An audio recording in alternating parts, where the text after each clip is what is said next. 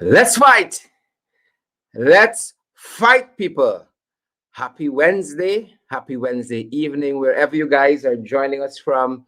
Whether it's at home here in Guyana, you're in Ituli, you're in Kitty, you're in Linden, you're in Berbice, you're in the Quarantine, you're in New Amsterdam in 6, you're in Yeovil in Region 5, you're in Rossignol, wherever you are, Bath Settlement in Bath, wherever you're joining the broadcast from. Region 3, welcome in the ring. Whether you're joining us on Twitter, you're joining us on YouTube, you're joining us on Facebook, which page you're joining us on? You're on the Christopher Jones page, you're on the APNU AFC page, wherever you're picking us up from, folks.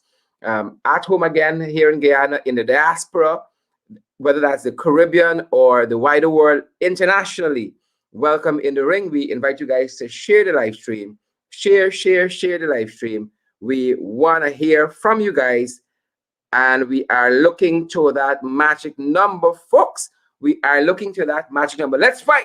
Myrtle Hines and Annabelle Clement, Mark Allman and Fidel, is it Longhorn and Marcia Griffith, Audrey Ward and Roy Garroway, Oren Barker. Good evening to each and every one of you. Where's my friend Candace Ryan? I see she had a calling your name. Your name calling Candace, Carlton, Lacey and Chester Isaacs, Graves Andy, Jeanette Wong and Brenda. How you know Wong, Janelle? I need a photograph. I want to see this shiny face.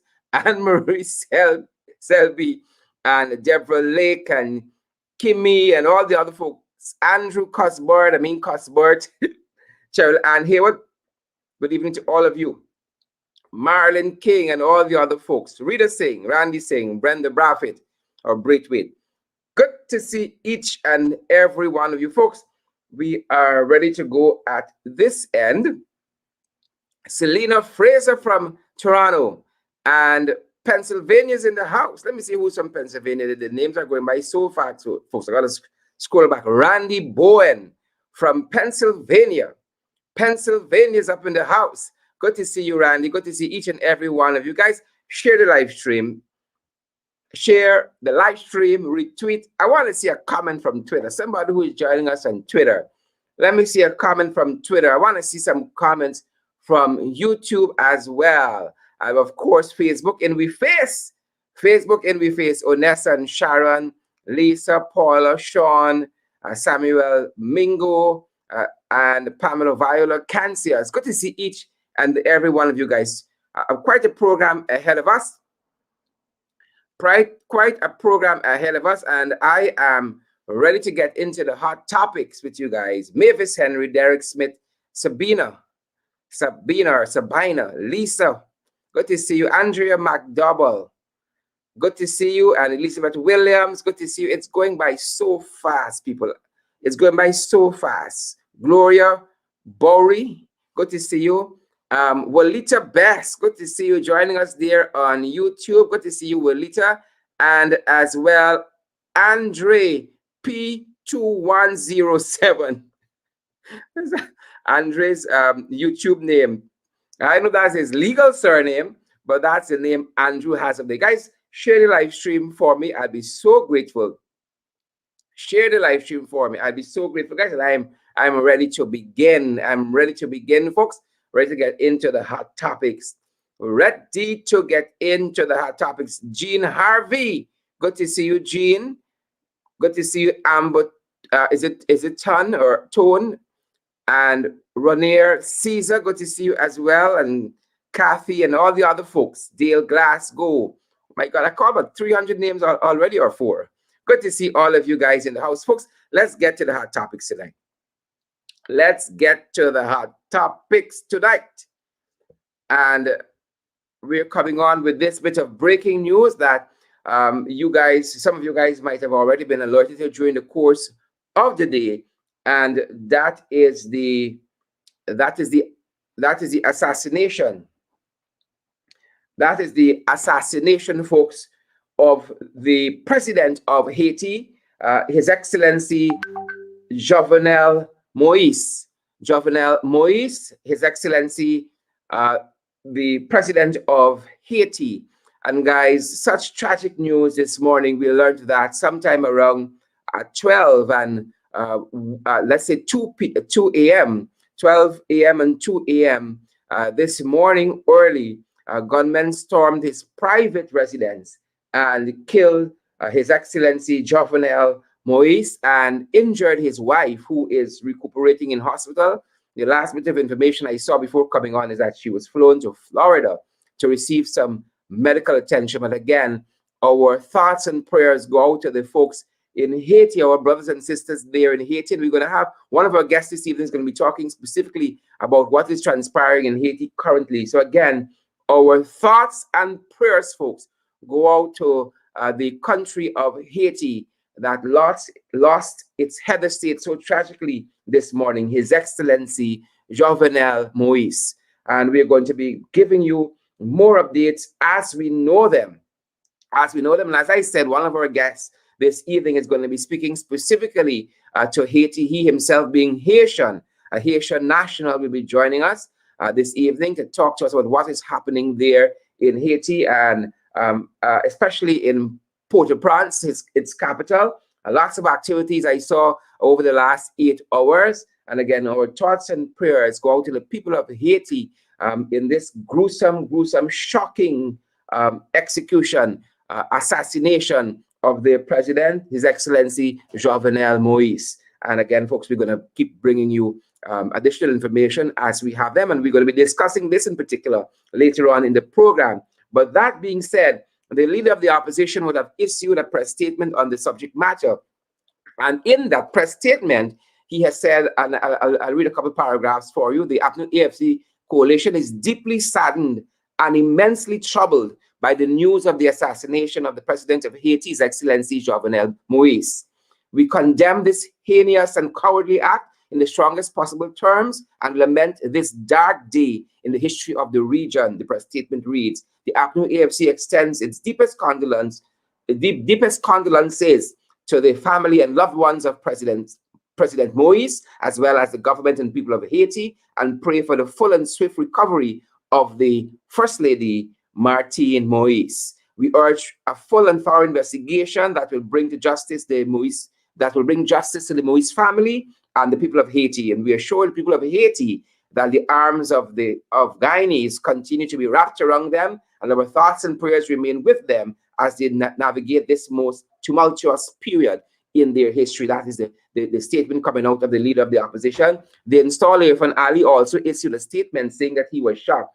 Folks, but I want to touch a little bit on this here, because when I read some of the statements coming out of the Caribbean leaders, especially, I thought about how hypocritical these people are, and as we were saying, as we would have passed CARICOM Day, and we pause to think about where we have come to as a nation, I would say, reading some of these statements, they are a bunch of hypocrites. Listen, folks, I'm going to tell you this. You see, when I dead and gone, if y'all didn't like me living, oh, don't come with no flowery words. You understand me? But some of y'all barefaced. Y'all is kill people, and then y'all want to come and cry the funeral. Not only cry the funeral, y'all want to fight the family to read the eulogy. Y'all are wicked, and some of y'all are very, very hypocritical. Now, just yesterday, was it yesterday or was it the day prior? There was the heads of government meeting, and they were discussing Haiti and the movement of Haitian nationals. Now, let me quote some of what these hypocrites as Caribbean leaders would have said. Some of these hypocrites as Caribbean leaders, right? Hypocrites as Caribbean leaders concerning what is happening with Haiti, justifying the imposition of visas for Haitian nationals. Now today, these hypocrites, these Caribbean leaders who are hypocrites, talking about Haiti and wanting to help. I'll read both statements. I want to read part of the statement yesterday coming out of the new chairman of CARICOM on behalf of the heads of government of the region, and then I want to read parts of their tributes, or whatever you want to call it, concerning the assassination of President Moise. Now, this is the statement yesterday, right? right? They're talking about, yes, the Prime Minister Gaston Brown, Chairman of CARICOM, agreed that nationals of member states that are part of the region's single market are entitled to free movement, to move freely, right? But he says, however, CARICOM member states must take steps to prevent mass and illegal migration of Haitians, to prevent the violation of immigration rules, right?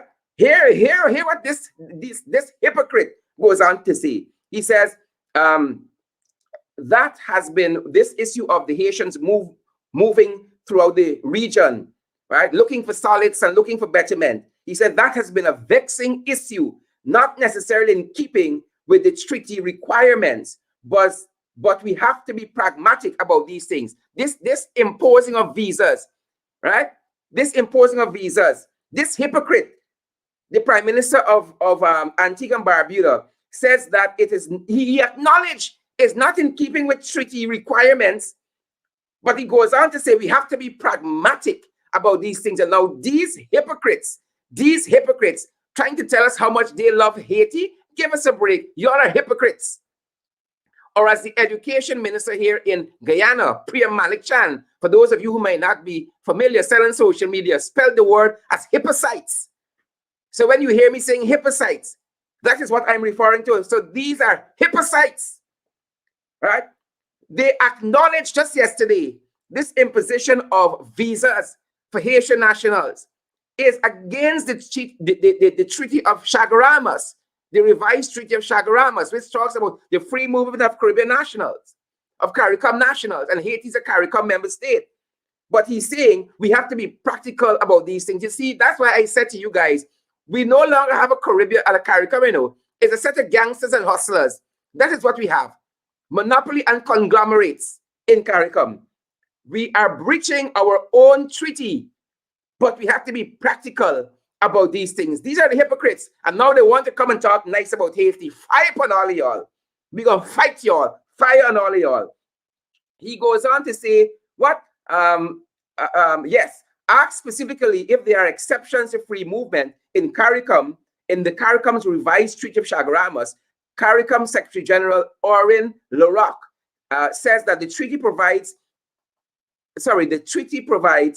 exceptions on the basis of public health and morals, right? Not how these guys want to impose the visa restrictions on Haitians, because you come from a poor country. See, if you don't have people to speak for you, and then they want to come at your funeral, cry crocodile tears, and fight your family to read the eulogy. They are hypocrites.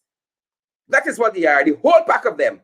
They are hypocrites, including the installed Irfan Ali. So let me read what the statement the heads of government, right? This pack of hypocrites would have published today. You wouldn't believe it's the same people who made those comments yesterday about Haiti and the Haitian nationals. You see, it's God showing us some people, you know. I long for yesteryear when we had real statesmen in CARICOM. It was the Barbadian Prime Minister, what was his name, Errol Barrow, who says you cannot draw up an indictment against an entire people. Now, if you know your history, if some of y'all is read, when did Errol Barrow say that?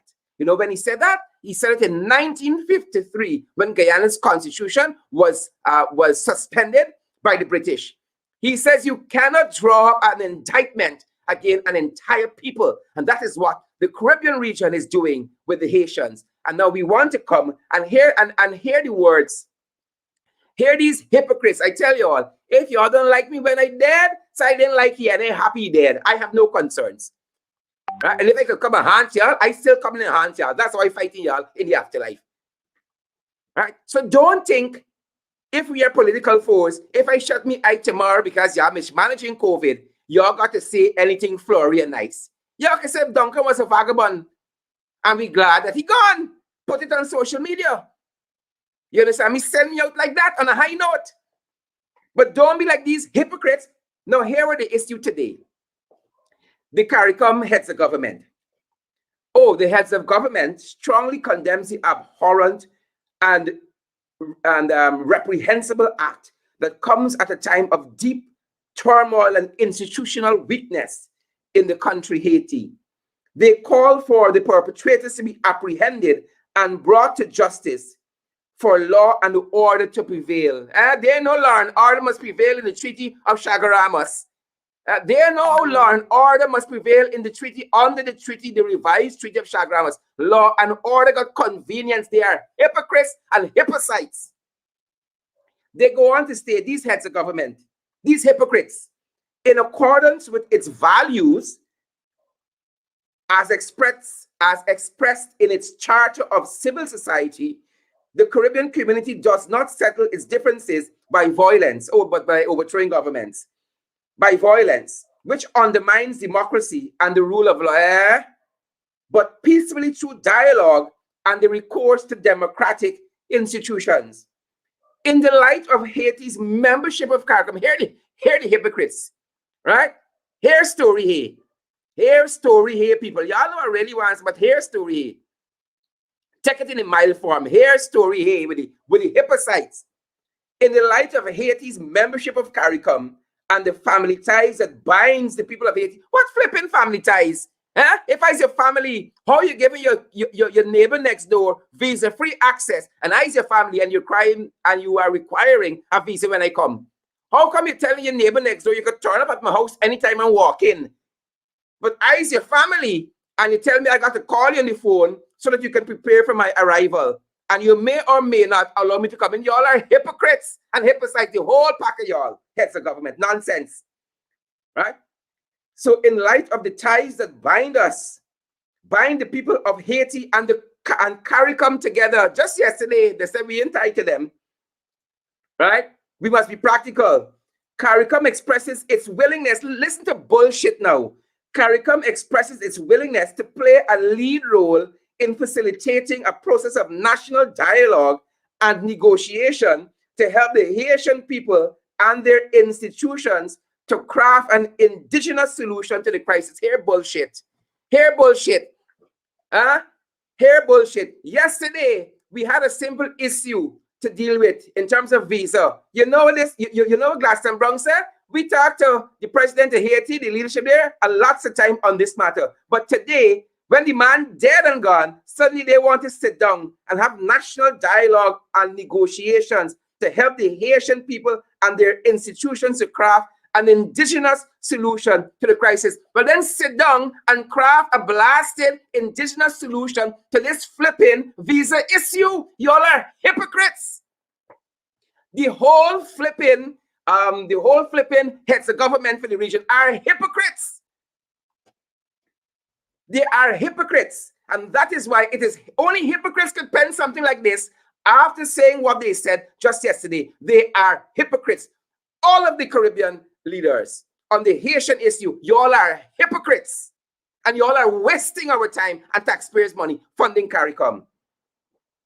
You had a simple issue as the Haitians, like any people looking for betterment, filtering through the regions, and y'all instituted visa requirement. Now today the man dead. Suddenly, they got special meeting that they called today. They couldn't call one yesterday on the visa issue, but suddenly, listen to these hypocrites, right? They want to play, CARICOM express its willingness to play a lead role in facilitating a process of national dialogue and negotiation to help the Haitian people and their institutions to craft an indigenous solution to the crisis. Hypocrites. That is what they are. Hypocrites. Hypocrites, and we're tired of them. Hypocrites. The whole pack of them masquerading in the region as leaders. The whole pack of them. The whole pack of them. Right? Folks, Ghana is not a real place. It is not a real place. And I tell you why. We keep talking about the crosses. It's crosses in the region and it's crosses home here. Guyana is not a real place. Hypocrites and hypocrites. Right? And I say it again. When I dead and gone, y'all see what y'all want. You don't have to come with flowery words. If you don't feel a certain way about me when I am living, don't come with flowery words when I am dead. Because now I'm coming to haunt your ass. That's what I'm coming to do. Be one way, right? All of this dodgy and divey and diplomatic nonsense, it's time we get over it. So let's talk about the crosses we got at home. Every day is crosses, right? Crosses and pocketory, crosses and pocketory. Every day is crosses and pocketory. That's where you're operating, crosses and pocketory, crosses and pocketory. So just today, moving along very quickly before my guests come, I saw an online news entity endorsing Ben because the opposition brought a no confidence motion against Ben. An online news entity. You see when people do journalism? You see when people never sit down in a diplomacy class or a political affairs class at UG or any place? Now, journalism, they talk about the fourth estate, which is the media, and the role the media must play as being independent, unbiased, right? Having all of these pillars. Now, Guyana Daily News come out, Ben is the man for the job. You think it's a campaign, a whole ad, you know. Ben is the man for the job. A news entity. Now, in electioneering time in the US, we see their newspapers and so forth that come out for candidates. Now, this is not electioneering time. Ben is the man for the job. But what they didn't tell you is the fine prints that we got to read. It's like CARICOM, you got to read the fine prints. We got to read the fine prints of the hypocrites. So what Daily News didn't tell us is that Sheriff Security Service owns Daily News. And incidentally, it is the Minister of Home Affairs who grants you permission for your gun license, whether as an individual or for a security firm.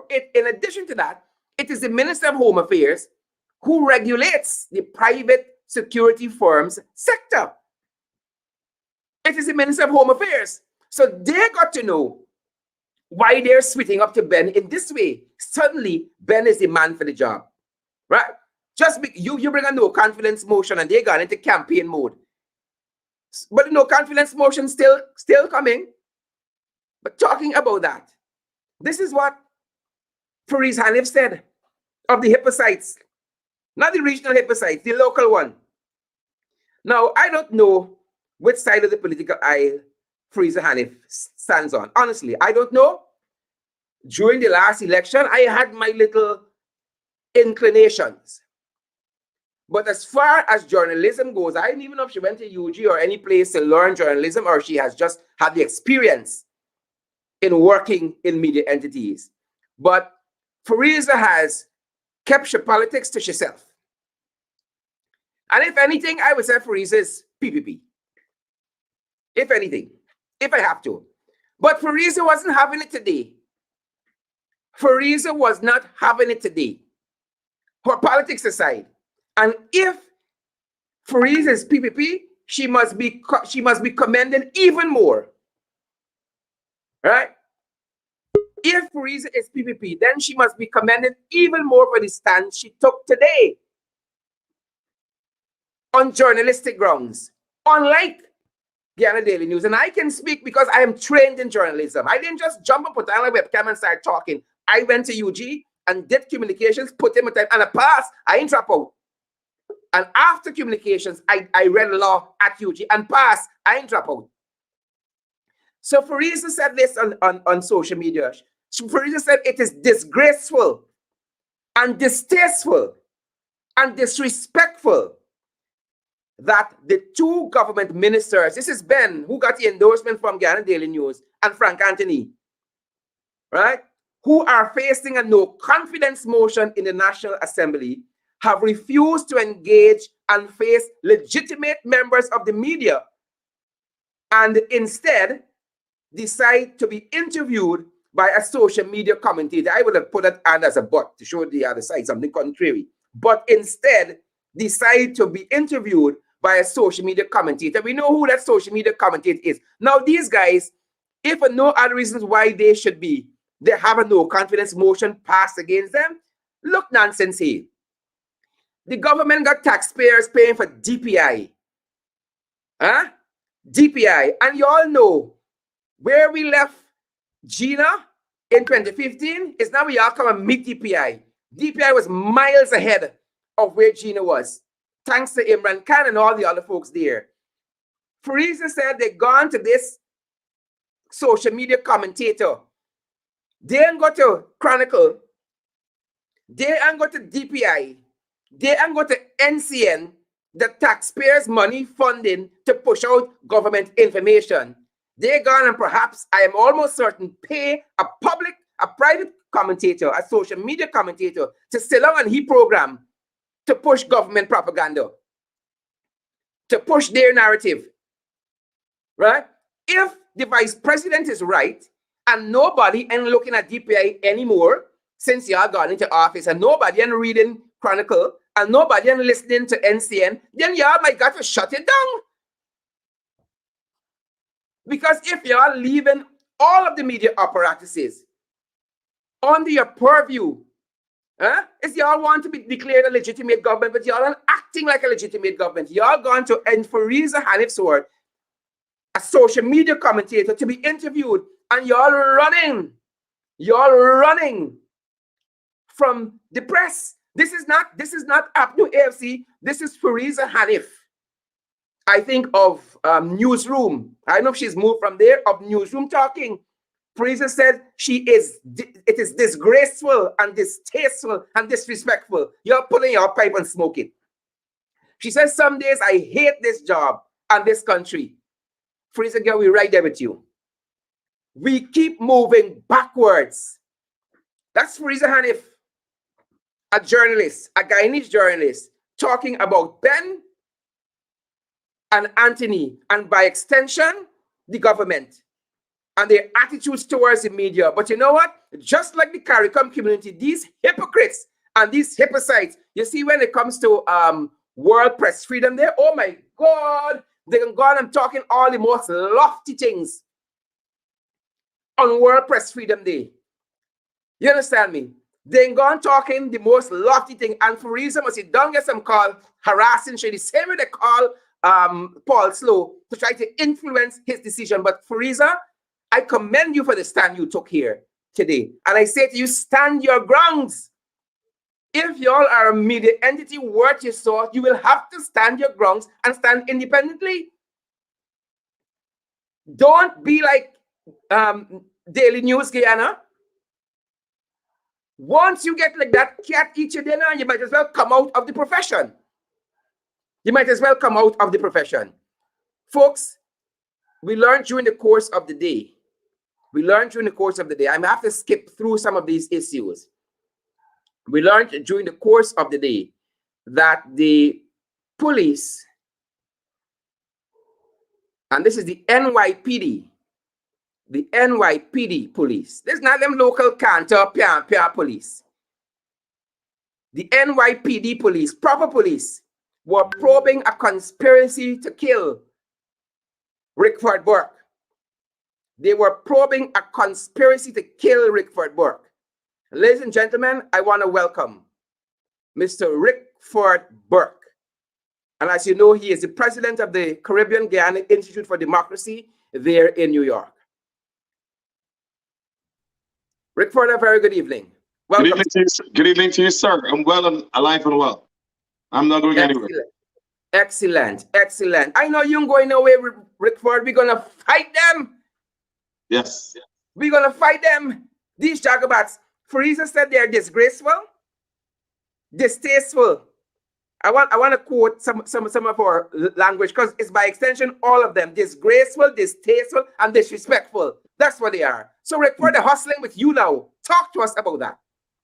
Wrong man. But before I get into that, I wanted to piggyback on something you said about the journalist, Ms. Hanif. What we've seen for a number of months now is Barjadeo leading the PPP straight down the path of Donald Trump.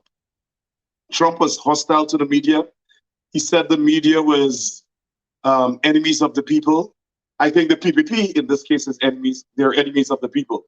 But that's what they're doing. They want to isolate journalists. If you notice, Donald Trump didn't go to traditional news agencies. He attacked them as fake news or whatever it is. And so what you see is Barjagdeo driving the PPP down this path of going to a very odious social media commentator who has no scruples in terms of his lack of morality and his indecency. So I think what they want to do is to tell people, well, you know, we're gonna make this into a big yard brawl like Donald Trump. And so when you come, you know, this is the level you're coming at. We're not going to the traditional media. We want a yard brawl, and that's what they're doing. That's the PPP. They're from the yard, right, or the gutter, and that's where they want to take this country, purse in hand.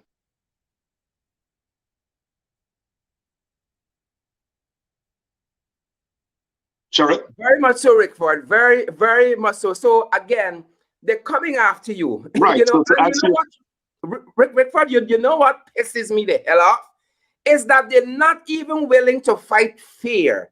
I mean, come to me as a man, right? You stay here and you big up. You're coming to Brooklyn. You're coming here. You're coming there. You're coming everywhere. And Rickford don't wait for to come to Brooklyn. Rickford advance to Queens, and then you don't show your face. And now y'all gonna come through all kinds of machinations.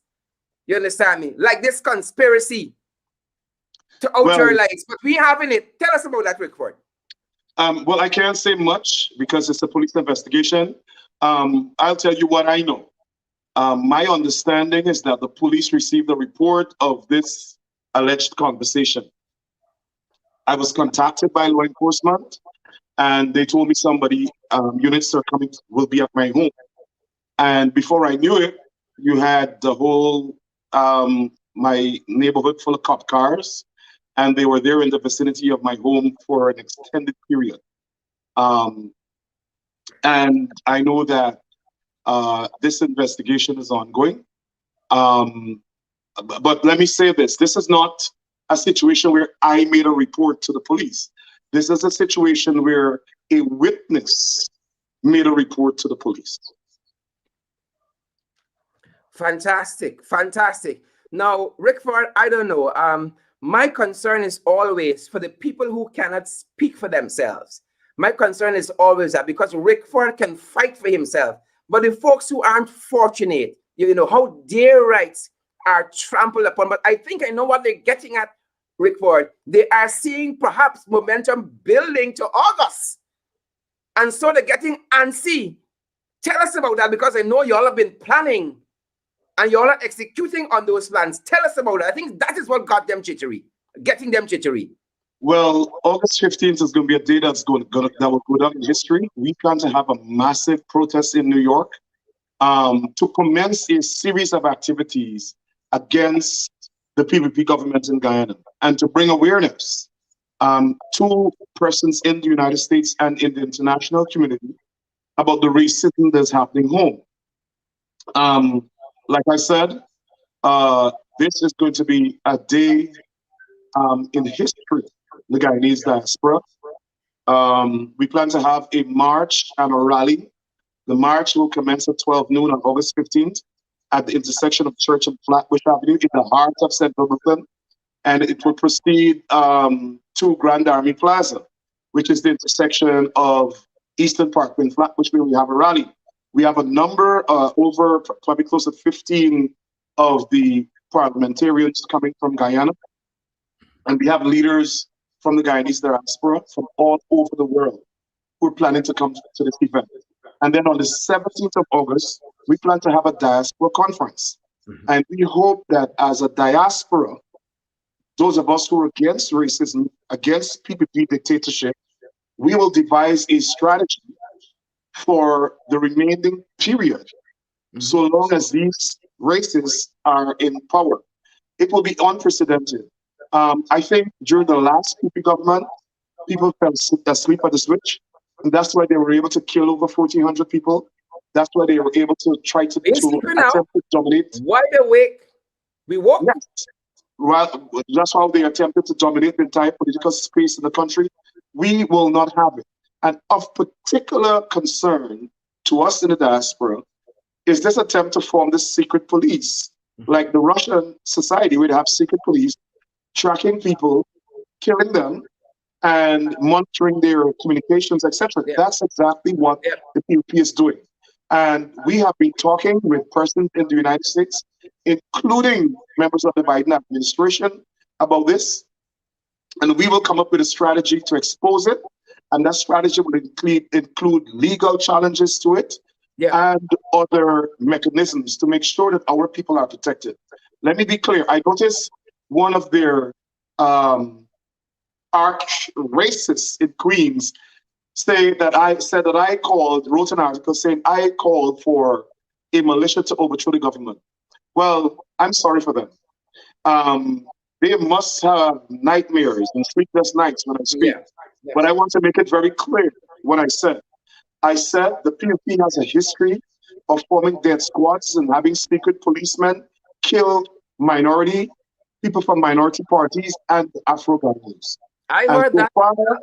so far as that will continue, we will form an organization to examine what these people are doing and protect the lives of Black people and other persons who the PUP, death squads, and secret police will be targeting. I don't care what they say about me, and I don't care how much they misquote me and try to intimidate me or try to get their people to be scared of me. I am me. I am not a racist, but I abhor racism, and I will continue to speak out against racism. And the members of the PUP party and government are racist, and I will continue to speak out against them.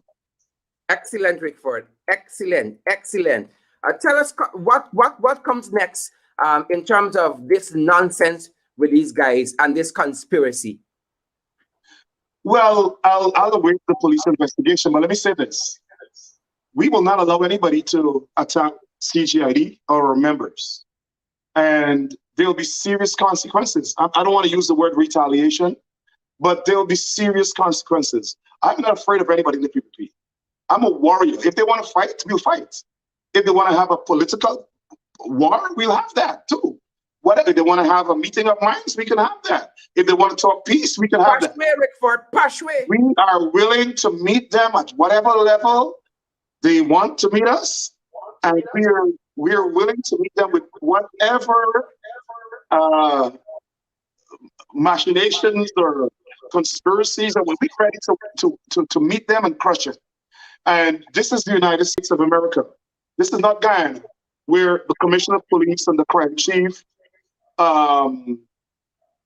are involved in all sorts of activities against the citizens. And excuse me, I'm still hoarse from getting drenched on Friday, and then I got soaked again last night. So, you know, this is the United States of America, and we have laws here, and the police force and the other members of law enforcement are not scared to enforce the law, and that's exactly what happened. So, Sharif, let me say this again. The Caribbean Guyana is a beautiful democracy, cannot be intimidated. I'm not afraid of any conspiracy to kill or whatever it is. I'm not afraid of any person shopping around to find people to harm me or whatever it is. Whatever happened, whatever they want to do, they can try to do it. It will be matched. Yep, yep. Fantastic, fantastic. Well, Rickford, we are happy that you are well, and we know that you got your thing to protect. You know, and we ain't bothered. You understand? We ain't bothered, but we ain't having it.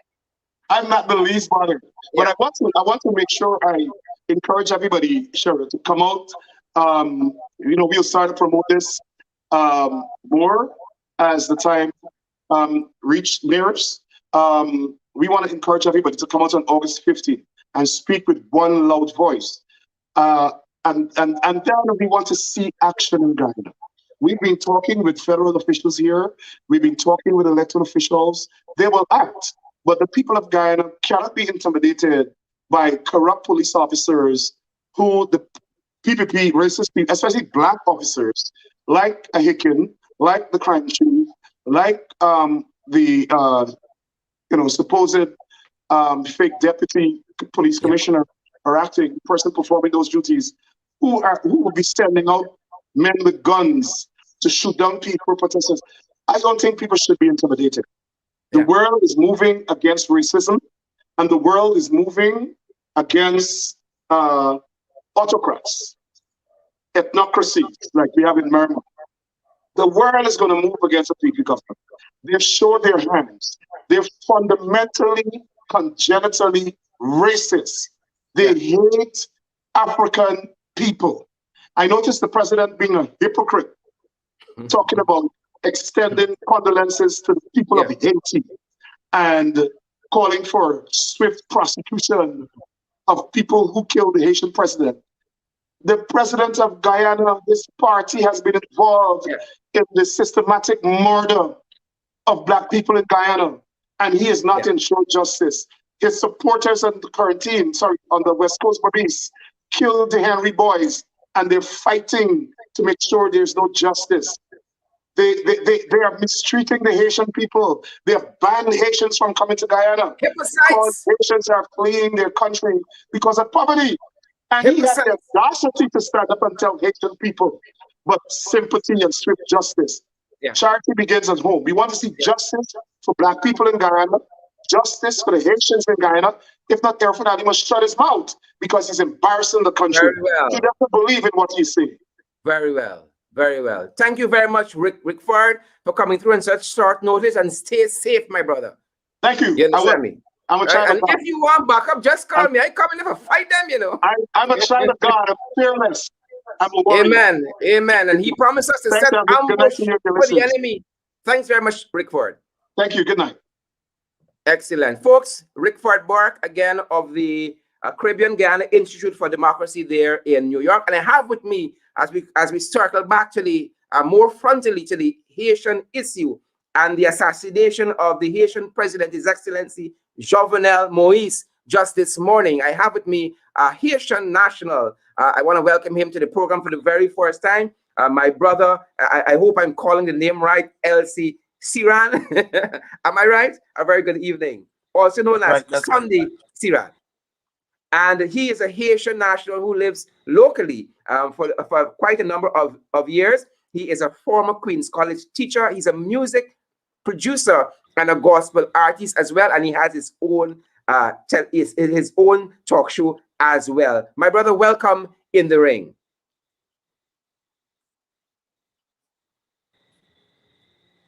I wish we were meeting on happier circumstances, but as I have said, your president, the president of Haiti, Mr. Jovenel Moïse, lost his life so tragically there back home. What is happening in Haiti at this hour, to your knowledge?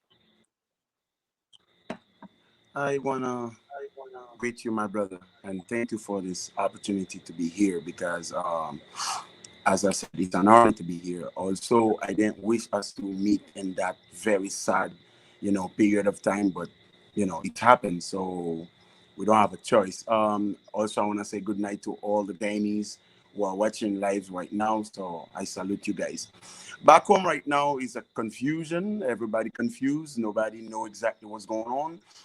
People are in a very confused state of mind. I was watching at the news this morning when I wake up, and I even I saw the prime minister of the country. He said that everybody confused. And right now, if you check on the news, everybody extremely confused right now of what's going on, because we need justice, man. We need to know who exactly killed the president and why the president was murdered, so brutally murdered, and so on and so forth. Back home right now, it's crazy, and parents are panicking. People, there's a lot of panic right now because of what's going on. Noted. I've been following some of what has been happening there structurally in the country, and they have said that in the absence of the president, the head of the Supreme Court, the Chief Justice, should take over, but that person would have died of COVID-19 recently, and that there's another figure who should also step in the absence of this Chief Justice. but that person as well is not available. So you have a lot of structural issues happening. And now you have an interim prime minister who himself was supposed to have been changed in another couple of days, who is at the apex now of governance. Could you tell us a little bit about that and what is happening in that light? Well, right now, there's a lot of lawyers, the constitutional lawyers, they talking about it, they're trying to propose a new way out of this storm, because this is considered right now as a storm in the country right now, because the Chief Justice just passed away with coronavirus, and then you have also this Prime Minister who's supposed to leave office.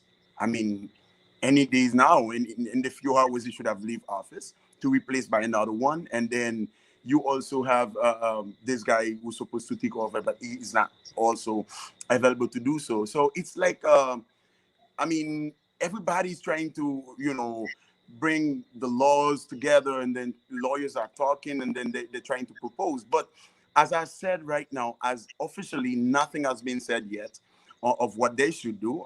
The Prime Minister was saying that the police force and the army together will take over. I really don't know what that means, but it's a as I said, it's a lot of confusions going on, and then this state is in a lot of confusion right now, and then nobody really see right now a way out of the storm. So what may happen, what probably would happen is that this prime minister, maybe they might find a way to have him stay, which also will create a lot of problem with the oppositions, because they will never accept that this guy is there, because it's the same political parties. Bro, I'm just praying that they find an agreement, so that the country could go to a perfect peace, which is it's very impossible. But we're still hoping, we still have faith though. Great. And now I want to come now to this issue of Haitian nationals having to have a visa to travel the region. We saw the president here finale, we call him the installed president, pulling back on our visa-free protocol that we had in place, and now we see CARICOM just yesterday put out a statement through the chairman, who comes from Antigua and Barbuda, saying basically, yes, we have the Treaty of Chaguaramas, but individual member states can enact their own regulations to curb this influx of Haitian. I call them hypocrites, because just yesterday that was their talk. Oh, we've talking to the leadership in Haiti over time, but we don't see any change. And today it's kumbaya. I call them hypocrites. That's right. What are your thoughts? That's right. I mean, it's funny. It's funny how they put together to help each other. That's what I'm seeing in the CARICOM. It's like, okay, you are my country, you are my friend, I will back you up. Whatever decision you take, I will back it up. I don't care about the laws. I don't care about anything that has been written, any treaty, any law, whatever. I will back you up, because it's like a friendship thing going on. And then they still call it, if you look at what happened in Haiti, you will see at many occasions the CARICOM is really silent on our case. Even if you look at what happened right now in Guyana, as I'm speaking to you, you will see the CARICOM is completely silent in our case. And then, but you will see now they're coming out to back up each other whenever one of their friends take a decision, then they will back it up. But what about us now? What about us? I mean, we are the victims. And maybe you didn't know. Let me make a point of that. Western Union, I don't know if I should call the name, has banned Haiti. We cannot send anything to our parents right in Guyana. And my parents, I went to a place, to a Western Union place, to send $10,000 for my mother because she's not well. I was told by the agent that, hey, your country has been blocked. Wow. And I was like, wow. Why would you? Wow. Why? Because what do we do? And I tried to engage a Guyanese. She said, yes, Haiti's been blocked. We cannot send, we cannot receive. This is the condition that we're living in, right? We're living in that condition whereby you have the powerful people who employ a bunch of Haitians, not giving them documents, and then you have immigration agent walking around searching the Haitians' door. I'm talking about kicking their door, entering illegally without Yeah. any permit to search, no search warrant, nothing. They're just looking for people without papers to kick them out of the country. And then you have powerful people who are hearing them, Yeah. not looking after the document. And then you have CARICOM who's silent and all this thing. Now, as I'm saying, it's just like friends backing up friends. They will do anything to back up each other. You know? And Ceran, on that note, listen to what the hypocrites, these so-called heads of government for the region, said in this press statement on the death of President Maurice. In the light of Haiti's membership of CARICOM and the family ties that bind the people of Haiti and CARICOM together, here are the hypocrites. CARICOM expresses its willingness to play a lead role in facilitating a process of national dialogue and negotiation to help the Haitian people and their institutions to craft an indigenous solution to the crisis. And I'm saying, now, whatever state Haiti is in, you all are hypocrites as a region because you have a member state in that condition. And you could be sitting down in this very same way to craft this indigenous solution to the Western Union problem to Haiti, right? For the visa problems to the Haitian. Yeah. But y'all don't want to talk about that. Y'all want to come as hypocrites now and use empty and long-winded words and phrases of nothingness that don't get us anywhere meaningful at the end of the day. They're just bluffing. They know they're bluffing. And you know what's funny? They know they're bluffing. The president is dead. Let me take you through this. The president has died, right? And they know the country will be going in a state of emergency, right?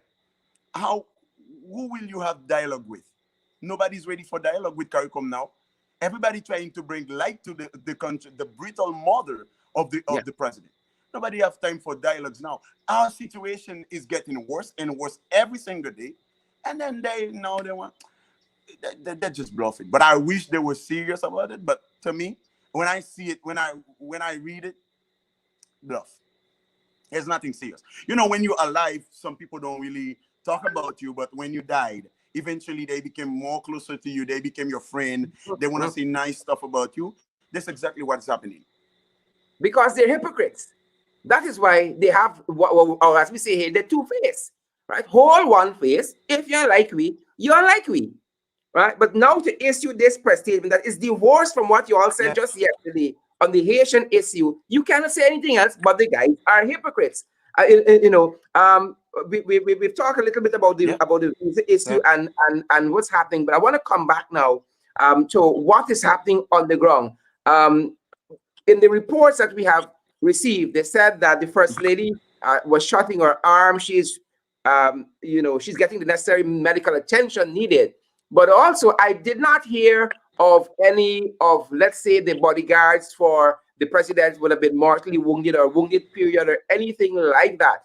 Are you getting any sense, and I don't want to put something out there that might not be, that is more than this and meets the eye? Maybe, as we say, it could be an inside job.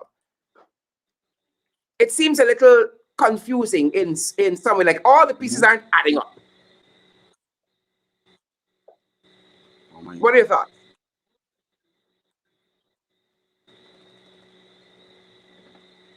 I guess my internet is cutting up. Well, my internet is giving a lot of problems. I am hearing you clearly. Go right ahead. Okay.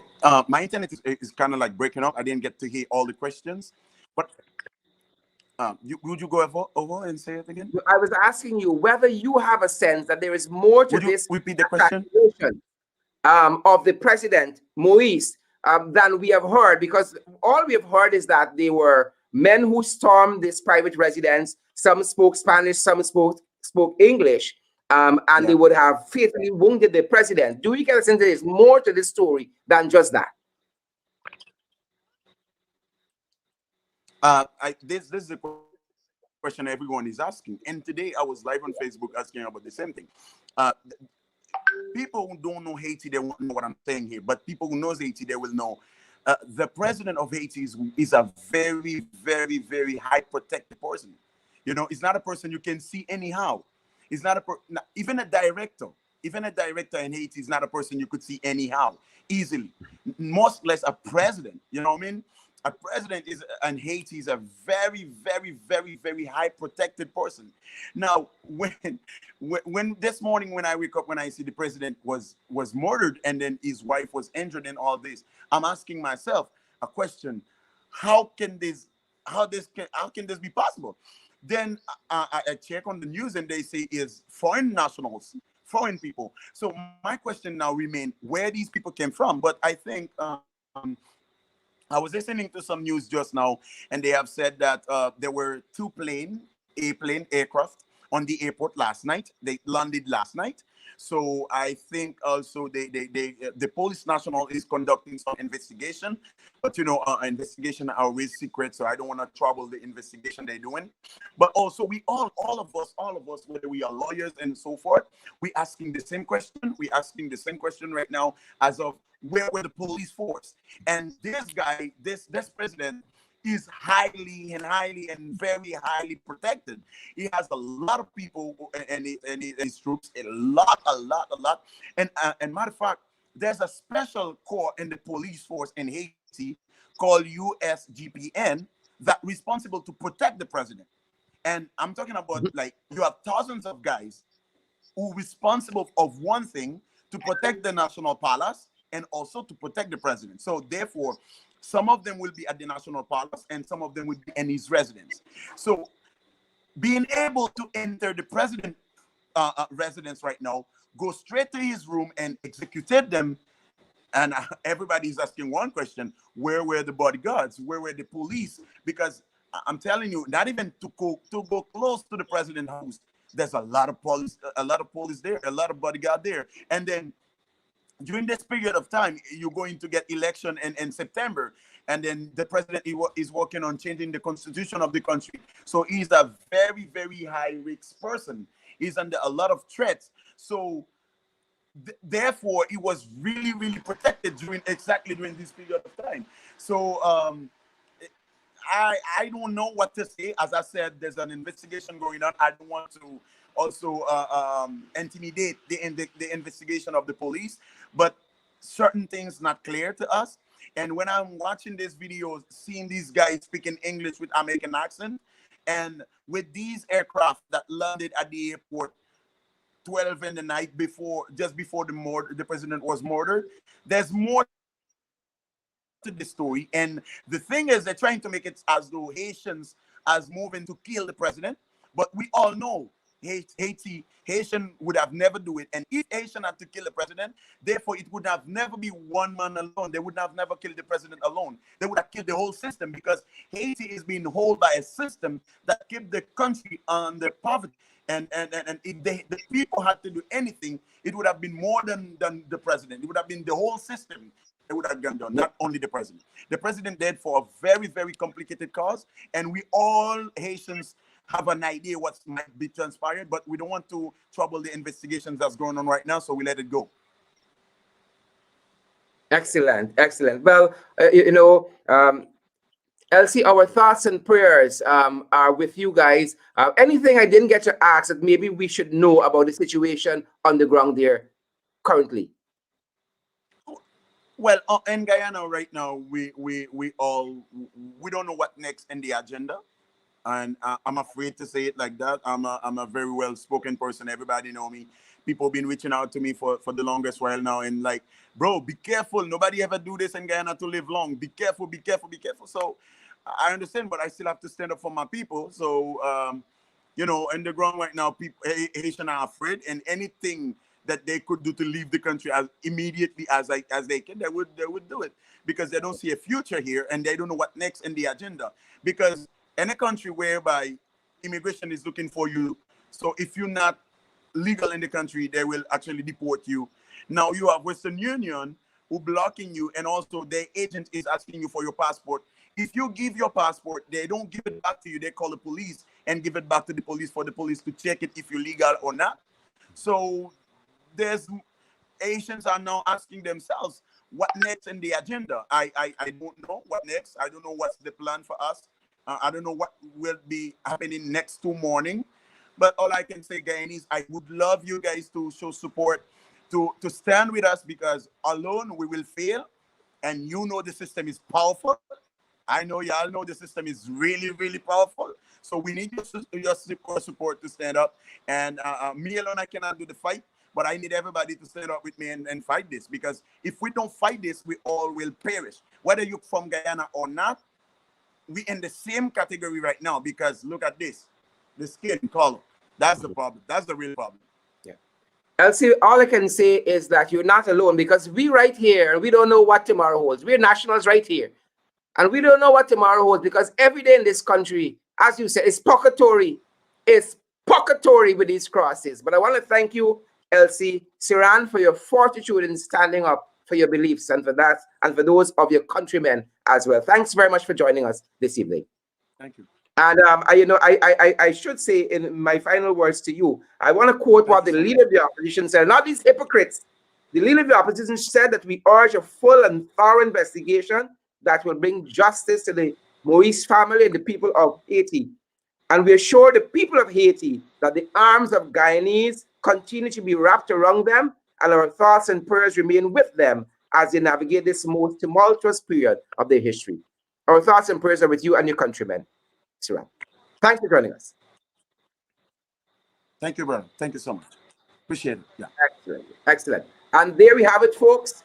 We encourage you guys to social distance, wear your mask, sanitize, and practice all the other COVID-19 protocols that are there for your health and your safety, and that of your friends, your family, and your loved ones. Stay safe, guys. Thanks for joining us, and share the live stream. And those folks who are going to come back and watch us a little later on in the evening, a little later on tomorrow, share the live stream as well. And thanks for joining us all. Do stay safe. Stay safe.